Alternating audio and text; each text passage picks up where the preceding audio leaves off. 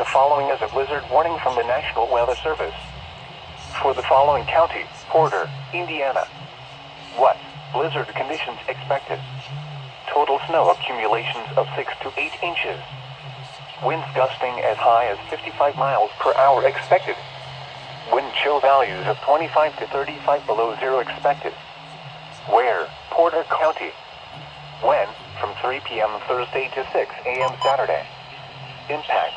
Falling and blowing snow will result in whiteout conditions with zero visibility at times, making travel extremely difficult, if not impossible. Power outages will also be possible as a result of strong wind gusts to 55 miles per hour. Roads may become ice-covered as temperatures rapidly fall late Thursday afternoon into early Thursday evening. Additional details: dangerously cold wind chills as low as 25 to 35 below zero are likely Thursday night through Friday night. Wind chills of this magnitude can cause frostbite on exposed skin in as little as 20 minutes.